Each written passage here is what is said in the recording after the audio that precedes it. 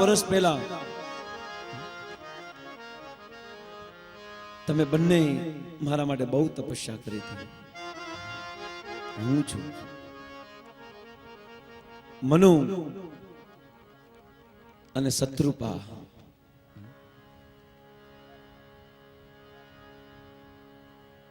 દેવકી અને વસુદેવને ભગવાન કહે છે કે તમે મારા પિતા માતા પિતા નથી, પણ હું તમારો પિતા છું, પણ છતાં પણ તમારી ઈચ્છાને પૂરી કરવા માટે હું તમારો દીકરો બન્યો છું. તમારા હજારો જન્મ મને યાદ છે, બાકી મને કોઈ જાણી નથી શકતો, એટલા માટે હું ભગવાન છું.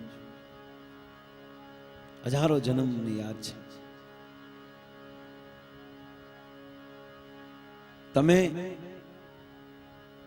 હું 3 વાર તમારો દીકરો બન્યો છું, આ 3જી વાર છે. આની પહેલા હું 2 વાર બન્યો છું. હા હા બોલો બોલો. અર્જુનનો પણ આ પ્રશ્ન હતો. ભગવાન કહે છે કે ઇવમ વિવસ્વતે યોગાં પ્રોક્તવાન અહમ અવ્યયમ. હે અર્જુન, આ ભગવદ ગીતાનું જ્ઞાન મેં હજારો વર્ષ પહેલા સૂર્યદેવ વિવસ્વાનને આપેલું, પરંતુ સહકાલે નષ્ટ યોગો પરમ તપ. પરંતુ કાળાંતર અંતર્ગત આ જ્ઞાન અલુપ્ત થઈ ગયું, એટલા માટે હું તને આ જ્ઞાન દઈ રહ્યો છું.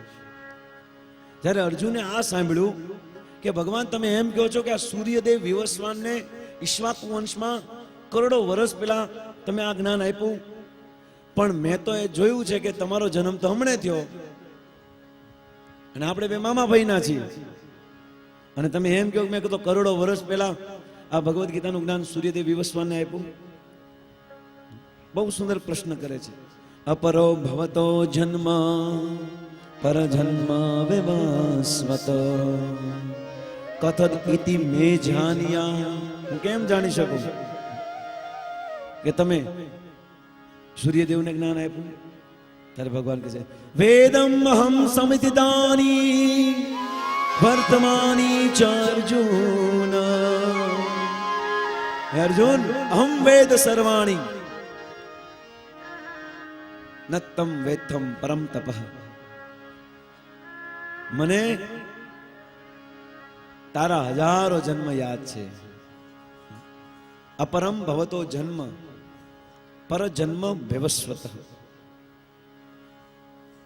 વેદમ અહમ સમિતાની વર્તમાની ચ અર્જુન. ભૂતકાળ માતે કેટલા જન્મ લીધા એ બધું જાણું છું. અરે તારા નહીં, આ જગતના જેટલા જેટલા જીવો આ જગતમાં આવ્યા છે ને, આ બધાનું જ્ઞાન મને ખબર છે. વેદમ અહમ સમિતાની વર્તમાની ચ અર્જુન. આ બધું હું જાણું છું. આ જગતના બધા લોકો ભેગા થઈ જાય ને, ખાલી આ ઘેટી ગામના નહીં, આ પૃથ્વી ઉપર જેટલા પણ લોકો છે ને, આ બધા ભેગા થઈને મને જાણવાનો પ્રયાસ કરે છે ને, છતાં પણ કોઈ મને જાણી શકતું નથી. અને હું એવો ભગવાન છું કે આ બધાના લોકોના જીવનના એક એક ગાથા મને ખબર છે, એટલે હું ભગવાન છું. તમે બધા ભેગા થઈને મને નહીં જાણી શકો, પણ હું તમારા બધાના વિષયમાં જાણું છું. એને ભગવાન કહેવામાં આવે છે. અને ભગવાન કહે છે હું જાણું છું અર્જુન, તારા હજારો જાણું છું, પણ તું નથી જાણી શકતો, કારણ કે તું જીવ છો અને હું ભગવાન છું.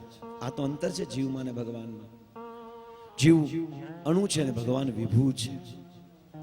જીવ સીમિત બુદ્ધિ વાળો છે, ભગવાન અસીમિત બુદ્ધિ વાળો છે. એટલા માટે હે માં બાપુજી, તમારા તો બધા જન્મ મને યાદ છે, પણ હું 3 વાર તમારો પુત્ર બન્યો છું. સાંભળો, પહેલા તમે કૃષ્ણ અને સુતપા નામના મારા માતા પિતા બન્યા હતા, ત્યારે તમને ખૂબ તપસ્યા કરી, ત્યારે હું પ્રગટ થઈ ગયો. અને પ્રગટ થઈ ગયો એટલે મને તરત કીધું કે શું જોઈએ છે બોલો. ત્યારે છે ને આ કૃષ્ણ સુતપા આ બંને પતિ પત્ની શું કીધું ખબર? કે અમને તમારા જેવો દીકરો જોતો છે, તમારી જેવો દીકરો જોતો છે. તો વિચાર કર્યો, હારું વાંધો નહીં, તથાસ્તુ તથાસ્તુ તથાસ્તુ, હા વાંધો નહીં, પરંતુ આજ્ઞા તો આપી, પરંતુ જેવા બહાર નીકળ્યા પછી ખબર પડી, અરે રે રે, મારી જેવો તો કોઈ છે નહીં આ જગતમાં, મારા સમાન પણ કોઈ નથી, તો મારી જેવો ક્યાં ગોતીને લાવો. એટલા માટે પાછા આવ્યા. ભગવાન પાછા આવીને વિચાર કર્યો કે સોરી એ પૃષ્ણી, એ સુતપા, તમને મેં વરદાન આપ્યું ને એમાં હું ખોટો પડ્યો, સોરી. કારણ કે તમે એમ કીધું કે મારા જેવો છોકરો, પણ મારા જેવો તો ક્યાં મારે ગોતો છો, બીજો કોઈ છે જ નહીં, કારણ કે હું એકલો જ છું. આ જગતના જેટલા દીવા હળગે છે ને, આ બધા દીવાને તો મેં જ હળગાવ્યા છે, અને મને કોઈ હળગાવાળો નથી, એટલા માટે હું અનાદિ છું. દીર્પા ચિરેવ દશાંતમ રભુમ અપેત્યમ લીલા હિતેન ભુવનાની જગસ્તજસ્ત્રમ ગોવિંદમાદિ પુરુષમ તમહં ભજામી. આ જેટલા દીવડાઓ છે ને, આ બધાને મેં જગાડ્યા છે, અને મારા દીવાને જગાડવાળો કોઈ નથી, એટલે હું ભગવાન છું. ભગવાન એને કહેવાય. પણ શાસ્ત્રમાં લખેલું છે, ભગવાન કહે છે મેં જ શાસ્ત્ર લખ્યું છે, અને એમાં લખેલું છે કે અગર કોઈ વ્યક્તિએ દાન દેવાનું નક્કી કર્યું હોય અને જો ન આપી શકે, કહી દીધું હોય કે હું આપીશ, અને જો ન આપી શકે તો 3 ગણું દેવું જોઈએ. તો ભગવાને કીધું આ મેં જ નિયમ બનાવ્યો છે, અને જો હું જ તોડીશ નહીં તો આ યોગ્ય નથી. એટલે કે હે પુરુષને સુતપા, હું એકવાર નહીં પણ 3 વાર તમારો દીકરો બનીશ. આ પ્રવચન કંસના જેલમાં આપે છે વિષ્ણુ ભગવાન દેવકી અને વસુદેવને, અને કહે છે કે તમે બહુ વર્ષો પહેલા જે તપસ્યા કરી ત્યારે હું પૃષ્ણ ગર્ભ તરીકે તમારો પુત્રના રૂપમાં આવ્યો. પછી તમે બંને પતિ પત્ની અદિતિ અને કશ્યપ બન્યા, અને કશ્યપ અને અદિતિ દ્વારા હું વામનના રૂપમાં આવ્યો, અને ત્રીજો અવતાર તમારો વસુદેવ અને દેવકીનો છે. આ ત્રીજા અવતારમાં હું ખુદ ભગવાન વસુદેવ કૃષ્ણ બનીને આવ્યો છું. તો ચક્રી ઘૂમી ગયું કે ઓહો, અમારા ભગવાન. પણ દેવકી તો ગમે એ હોય, માં દીકરો ગમે એટલો મોટો થઈ જાય ને, એના મા બાપ માટે તો નાનો જ રહે. દીકરો પોતાની મોટાઈ ભલે કરે, પણ બાપ અને મા તો એને પોતાનો નાનો દીકરો જ સમજે. ભલે એને બધા સલામ કરતા હોય, પ્રણામ કરતા હોય, ગાડીઓ આવતી હોય એના માટે, મર્સિડીઝ આવતી હોય, પણ માં એના દીકરાને બહુ પ્રેમ કરે, રહી જ ન શકે. દેવકી કહે છે હા તમે જે હોય, પરંતુ છે ને આકાશવાણી થઈ હતી અને કંસે છે ને મારા 6 પુત્રોને ઉડાડી દીધા છે, અને 7મો ગર્ભપાત થઈ ગયો છે, અને 8મા તમે છો, તો મહેરબાની કરીને આ રૂપમાં આવોમાં, હમણે ઓલો આવીને મારી નાખશે, એટલા માટે નાના બનો. ભગવાન ભક્ત ભગવાનને આદેશ આપે છે કે આ રૂપ અમારે નથી જોતું, નાના રૂપમાં આવી જાઓ. ભગવાન એટલા વશ છે ને, હારું જો ઈચ્છા મૈયા આપકી मैं छोटा बन जाता हूं. तो भगवान नाना बनी गया, ताकि बस, ताकि હું બસ નહીં. નાનો છોકરો છે ને બહુ બોલે નહીં, તમે બહુ બોલ કરો છો, ત્યાં બોલવાનું બંધ કર્યું, તાકે હવે બસ મૈયા, તાકે હું બસ, હજી બસ નહીં. નાનો છોકરો જન્મેલો હોય ને હંમેશા રોવે, તમે રોતા નથી, રોવડાવ્યા ભગવાનને. ભગવાનને જે રડાવે ને એ ભક્ત, અને ભક્તોને જે હસાવે ને એ ભગવાન. અને ભગવાન રડીને પણ એના ભક્તોને હસાવે છે, ખુદ રો કે ભી ભગવાન કો હસાતે. અને વસુદેવના આદેશ, વસુદેવજીને ભગવાને કીધું તત્કાળ મને અહીંથી ગોકુળ ઉપાડો, મને ગોકુળમાં લઈ જાઓ, અને યશોદાને ત્યાં એક પુત્રી થઈ છે, એ પુત્રીને અહીંયા લેતા આવજો રિટર્નમાં. આ પુત્રી કોઈ બીજું નથી, ભગવાન યોગ માયા શક્તિ છે. જ્યારે ભગવાન પ્રગટ થવાના હતા ત્યારે ભગવાન પોતાની આ બધી શક્તિઓને પણ સાથે લાવે છે. આદિ જગદંબા દુર્ગા જે પણ આદિ શક્તિઓ છે, આ બધી શક્તિઓની સામે ભગવાન બોલાવે છે આ શક્તિઓને, છે કે બોલો સ્વામી તમે શક્તિમાન છો, અને તમારામાંથી નીકળેલી અમે શક્તિ છીએ. જે અમારા શક્તિમાનનો આદેશ છે ને એ જ અમે કામ કરીશું. શું કરું?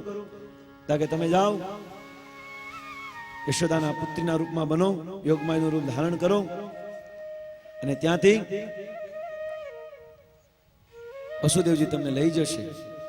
અને લઈ જઈને તમે છે ને મારો મેસેજ કંસને આપજો કે કંસ તુજે મારને વાલે કા જન્મ હો ચુકા હૈ. બસ એટલું જ કામ કરવાનું. તાલી શક્તિ કે છે આદિ દુર્ગા જગદંબા શક્તિ કે બસ પ્રભુ એટલું જ લાગે. હા, અને જો તમે મને એટલું મારું કામ કરશો ને તો આ જગતમાં મારી કરતા તમારી પૂજા વધારે થશે. અને આમાં થાય જ છે એવું કલિયુગમાં કે ભગવાન કરતા વધારે માતાઓની પૂજા થાય છે, માતાજીની પૂજા થાય છે. ભગવાનનું વરદાન છે. અને કયા કયાના રૂપમાં છે એ ભાગવતના વર્ણન છે પ્રથમ દસમ સ્કંદમાં. અને વસુદેવજી તત્કાલ કૃષ્ણ ભગવાને ગોકુળ લઈ જાય છે. પરંતુ જેવો ભગવાનનો જન્મ થાય તરત જ વસુદેવના હાથ અને પગની બેડીઓ છૂટી જાય. અરે જેના હૃદયમાં પણ જો કૃષ્ણનો જન્મ થઈ જાય ને તો જન્મ મૃત્યુના આ ચક્ર તૂટી જાય. તો આ હાથમાં અને પગમાં બાંધેલી બેડી શું કહેવાય? તરત તૂટી ગઈ.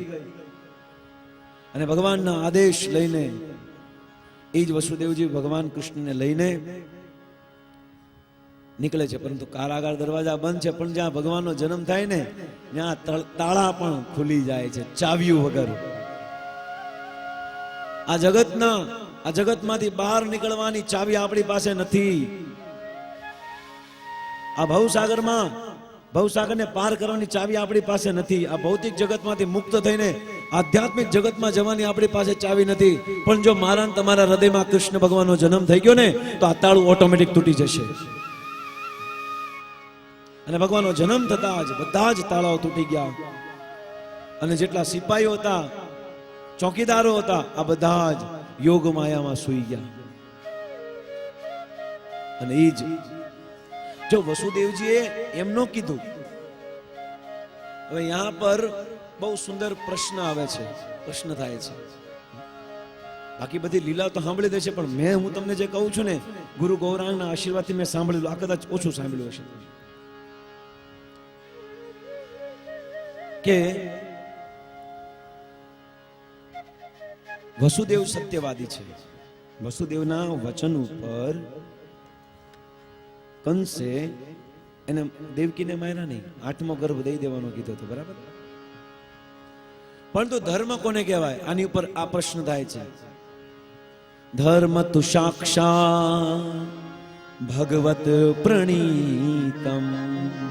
धर्म એને કહેવાય છે ભગવાન કહે છે. બસ सुन लो, इस जगत के लोग आप सभी सुन लो कि धर्म એને કહેવાય છે ભગવાન બોલે બસ ઈ જ ધર્મ. અને ઈ ધર્મ ક્ષેત્રની ભૂમિ ઉપર ભગવાને આ સનાતન ધર્મની સ્થાપના કરી છે ભગવદ ગીતાના રૂપમાં. અને ભગવદ ગીતા છે ને એમાં જે લખેલું છે ને ઈ જ આપણો ધર્મ છે. એ મારે તમારી બધા ભેગા થઈને ઘડી નાખો એ બુક નો હાલે. આ જગતના જેટલા લોકોને ગ્રંથ લખવા પડે છે ને એને ભગવદ ગીતાનો સહારો લેવો પડે છે. અને ભગવદ ગીતા વગર કોઈ સંતને, કોઈ ગ્રંથને, કોઈ શાસ્ત્રને અથવા કોઈ ચોપડી, ઉપન્યાસ, ઇતિહાસને વેલિડ પણ ગણવામાં નથી આવતું.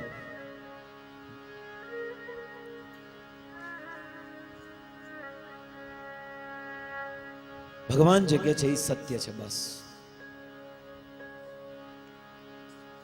યુધિષ્ઠિરનો રથ ઉપર ચાલતો એક મિનિટ, કારણ કે સત્યના આધાર ઉપર ચાલતો. પણ જ્યારે દ્રોણાચાર્યને મારવાના એટલે અસ્વસ્થામાં અસ્વસ્થા નામનો હાથી હતો, પરંતુ યુધિષ્ઠિર મહારાજે કીધું કે તું જઈને દ્રોણાચાર્યને એમ કે અસ્વસ્થામાં હતો, કે અસ્વસ્થામાં મરી ગયો. યુધિષ્ઠિર મહારાજે કે હું ખોટું નહીં બોલું. ભગવાન કે હું કહું છું તો કે નહીં, તમે ભલે કહો પણ હું અસત્ય નહીં બોલું. ભગવાન કે હું કહું એ જ સત્ય છે. નહીં. અને એ ભગવાનના વચનનું પાલન ન કર્યું ને, યુધિષ્ઠિર મારોનો રથ જે એક વેત ઉપર ચાલતો હતો નીચે આવી ગયો. ભલે સાચું બોલ્યા તોય તે, કારણ કે સત્ય ભગવાન જે કહે છે એ જ સત્ય છે. વસુદેવજીએ કીધું કે હું 8મો પુત્ર તમને આપી દઈશ, સત્ય કહું છું. છતાં એને ધર્મવેતા કહેવામાં આવે છે, શ્રેષ્ઠ કહેવામાં આવે છે. કેમ? કારણ કે એને ભગવાને એમ કીધું ને કે તું મને ગોકુળ લઈ જા, એટલે પછી વસુદેવજીએ નિયમને તોડી નાખ્યો. નહીં, ભગવાને કીધું છે એ જ મારા માટે ધર્મ છે. લઈ ગયા. હોળિકા પ્રહલાદના ખોળામાં પ્રહલાદને બેસાડ્યો. હોળિકાને વરદાન હતું કે અગ્નિ એને અડી ન કે, અને પ્રહલાદ મહારાજને કોઈ વરદાન નહોતું, છતાં પણ હોળિકા સળગી ગઈ અને પ્રહલાદ બચી ગયો. કારણ કે જે ધર્મનું આચરણ કરે છે ને એની સાથે હંમેશા ભગવાન હોય છે. ધર્મ ધારે, ધર્મ રક્ષતી તી ધર્મ. જો આપણે ધર્મની રક્ષા કરશું ને તો ધર્મ આપણી રક્ષા કરશે. અને વસુદેવજી તત્કાળ ગોકુળમાં લઈ જાય છે. વચ્ચે તો યમુના, ખૂબ વાવાઝોડું, તોફાન અને વાદળ, ગડગડાટ, વરસાદ વરસાવે છે. વિચારે છે કે આજે અમારા સ્વામી પ્રગટ થયા છે, અમે પણ એનું સ્વાગત કરીએ. આ વાદળાઓ પોતે પાણી ભરીને આવ્યા છે ને બધું ઠલવે છે, અને ઠલવીને સમુદ્રને કહે છે, જો અમને જે પગાર મળ્યો છે ને એ બધો પગાર અમે ભગવાનની સેવામાં આપી દઈએ છીએ. અને યમુના તો ગાંડી ઘેલી બની જાય છે, કારણ કે યમુના આગળ જઈને પરણવાની છે ભગવાન સાથે. યમુના ભગવાન કૃષ્ણની પટરાણી છે, એટલા માટે ઉત્ખલ થવા મળી. અને વસુદેવજી પાણીની અંદરથી નીકળે છે. જેના માથા પર ભગવાન કૃષ્ણ છે, જેના હૃદયમાં ભગવાનનું નામ ધારણ કર્યું છે, આને ડરવાની જરૂર નથી. બેડીઓ તૂટી જશે, તાળાઓ ખુલી જશે, યોગમાયાના પ્રભાવથી માયા પણ સૂઈ જશે.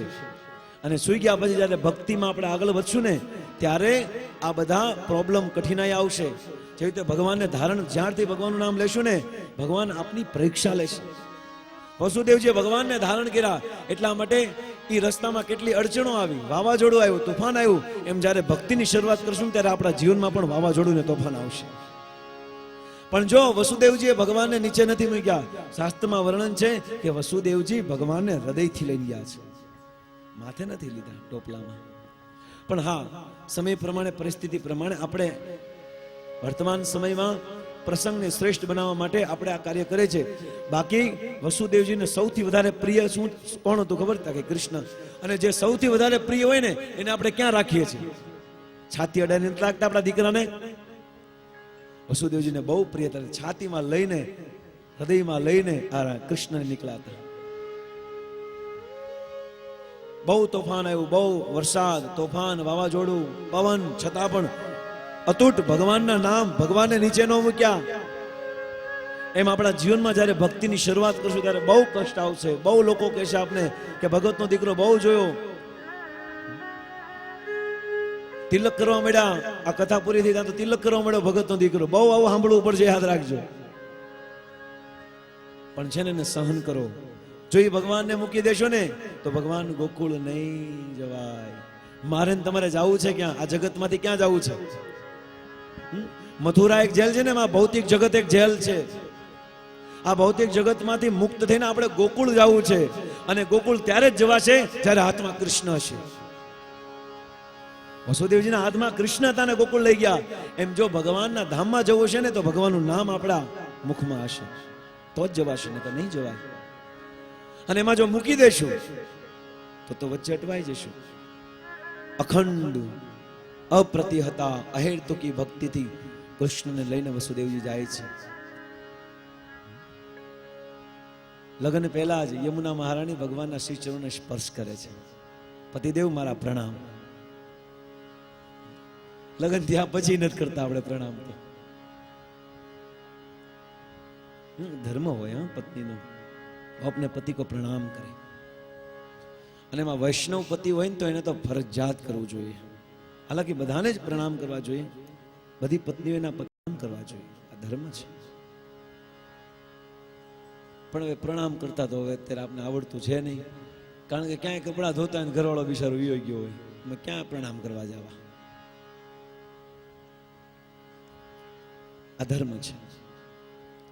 યમુના મહારાણી પ્રણામ કરે છે, વંદન કરે છે અને પાર કરે છે સમુદ્રને, સરોવરને પાર, નદીને પાર કરીને ગોકુળમાં જાય છે. અને વસુદેવજી જે કૃષ્ણ સૂર્યસમ છે અને જે માયા અંધકાર છે, કારણ કે એકવાર રામચંદ્રને અંધારાએ ફરિયાદ કરી કે આ સૂર્યને કહી દો ને મને હેરાન કરે છે, કે માંડ હું આમ જામી ગયો હોય ને મને ત્યાં એ આવે છે અને મને બહાર કાઢી મૂકે છે. રામચંદ્ર આગળ ફરિયાદ કરી અંધારાએ કે આ પ્રકાશને કયો આમ નહીં હાલે. તો કીધું વાંધો નહીં. રામચંદ્ર કે કોઈ વાંધો નહીં, હાલો બેયની મીટિંગ કરાવું. હજી મીટિંગ થઈ જ નથી. કારણ કે सूर्य कृष्ण सम माया है अंधकार, जहार कृष्ण नहीं मायाधिकार. જ્યાં કૃષ્ણ છે, સૂર્ય છે, ત્યાં પ્રકાશને પ્રવેશ જ નથી, અંધારાને પ્રવેશ જ નથી. અને હજી પણ મીટિંગ નથી અંધારાની ને અજવાળાની. એમ જેના જીવનમાં આ ભાગવત સૂર્યની પ્રકાશની જેમ હંમેશા પ્રકાશિત રહેશે ને, આ વ્યક્તિના જીવનમાં ક્યારે પણ અજ્ઞાનનો અંધકાર નહીં આવે, ક્યારે અંધારું નહીં આવે. એના માટે દરરોજ ગોકુળમાં આજ દિવાળી, ગોકુળમાં આજ દિવાળી, ગોકુળમાં આજ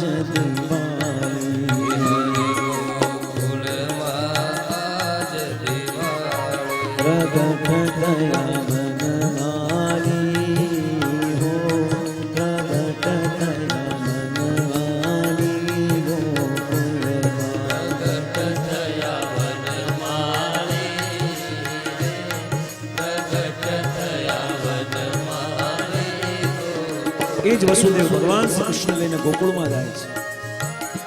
વરસાદ અને જ્યારે કૃષ્ણ ભગવાનને હૃદયમાં ચાપીને જ્યારે ભગવાન વસુદેવજી લઈ જાય છે ને, પણ એ ભગવાનને છોડતા નથી.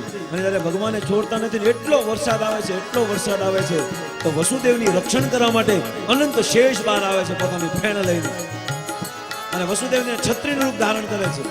એમ જ્યારે જીવ આ જગતમાંથી મુક્ત થવા માટે ભગવાનના નામનું સંકીર્તનનો સહારો લેશે ને, તો એના જીવનમાં ગુરુની છત્રછાયા મળશે. આ ગુરુની છત્રછાયા મળશે. અને જેને ગુરુની છત્રછાયા મળી છે, જેને ભગવાનના નામનો આશ્રય મળ્યો છે, એના માટે તો દરરોજ દિવાળી છે. એટલા માટે ગાય છે ને, ગોકુળમાં આજ દિવાળી, ગોકુળમાં આજ દિવાળી, ગોકુળમાં આજ દિવાળી, ગોકુળમાં આજ દિવાળી, પ્રગટ થયા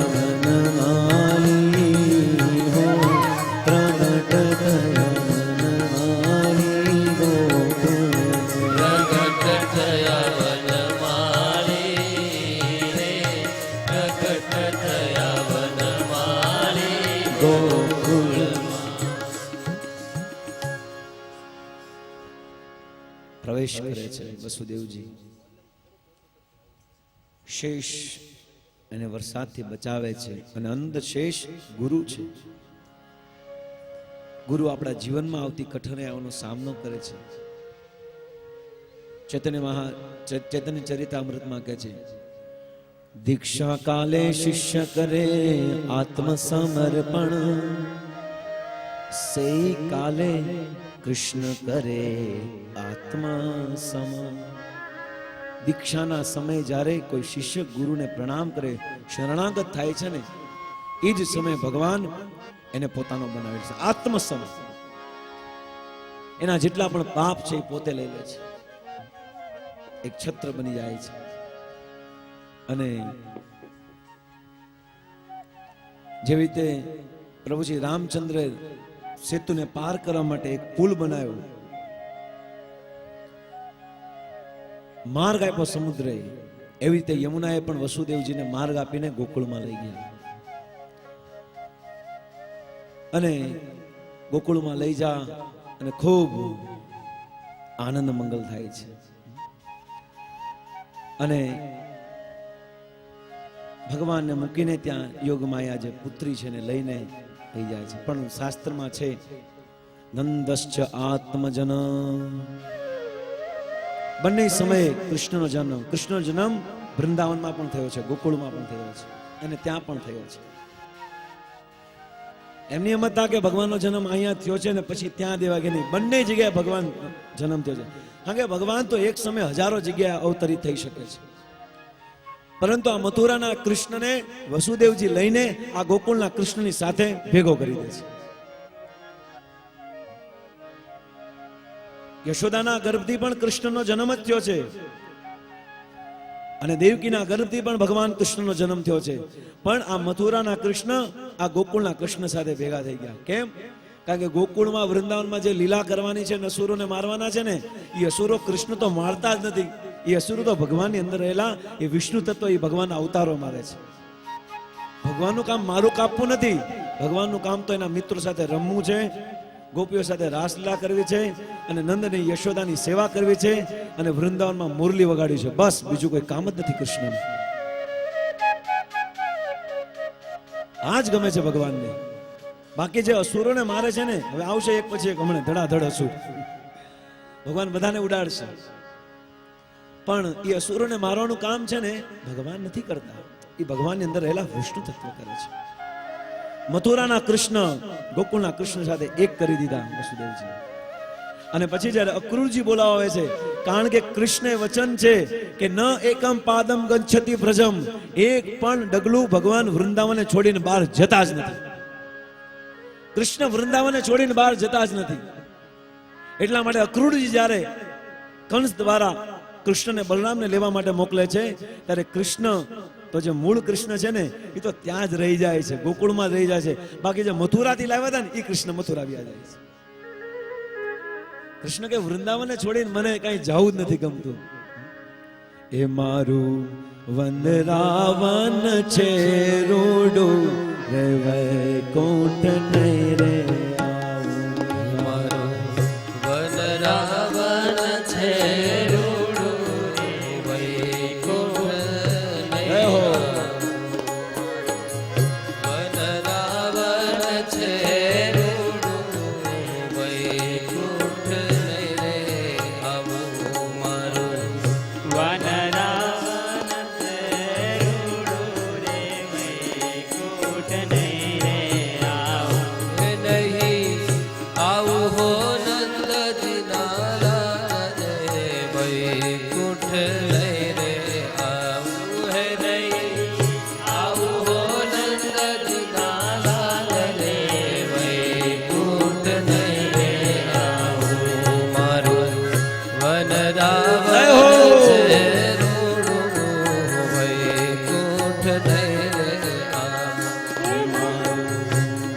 વનરાવન છે રૂડું, રે વૈકુંઠ નહીં રે આવું. જય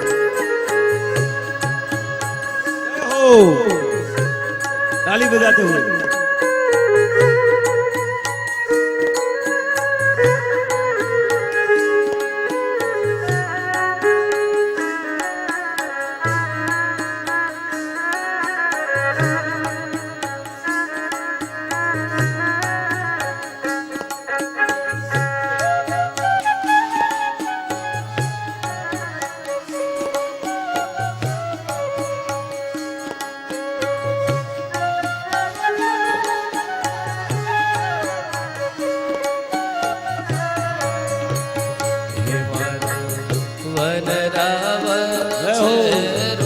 વનરાવન બનાવી દો. બધી કામ વૈકુંઠ નહીં રે આવું.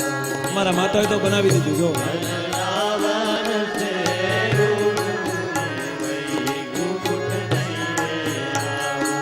મારું વનરાવન છે રૂડું, વૈકુંઠ નહીં રે આવું. વનરાવન છે રૂડું, વૈકુંઠ નહીં રે આવું. હે નહીં આવું હો નંદજી નારાયણ, રે વૈકુંઠ નહીં રે આવું. નહીં આવું હો નંદજી નારાયણ, જય હો! હે નહીં આવું હો નંદજી નારાયણ, રે વૈકુંઠ નહીં રે આવું. આવું હો નંદજી નારાયણ, હે મારું વનરાવન છે રૂડું, વૈકુંઠ નહીં રે આવું. વનરાવન છે રૂડું, વૈકુંઠ નહીં રે આવું.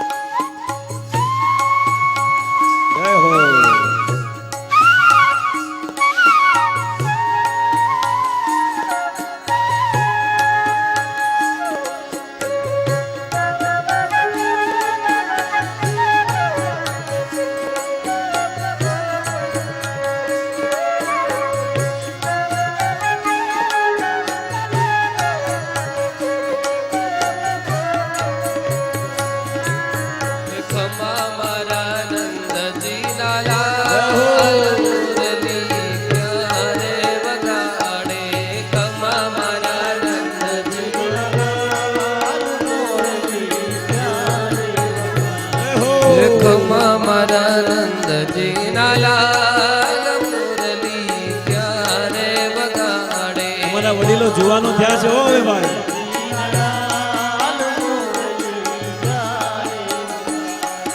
હું રે સુતી તી મારા શયન ભુવનમાં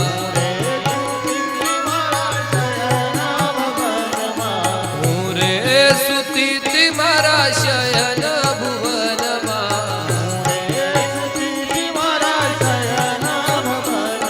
એ સાંભળો મેં મુરલીનો નાદ મુરલી ક્યારે વગાડે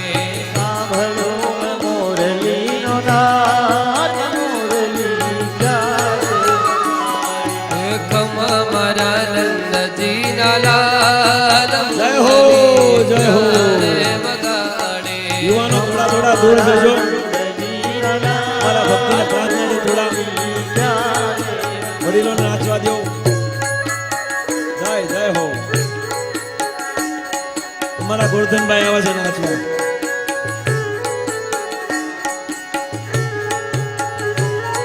જય હો.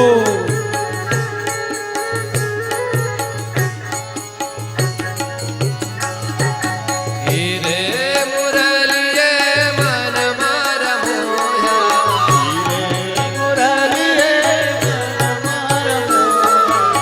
હીરે મુરલીએ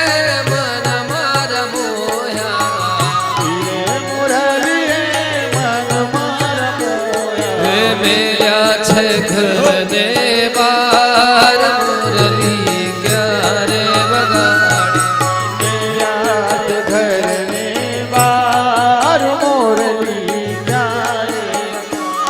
હે ખમા મારા નંદજીના લાલ મુરલી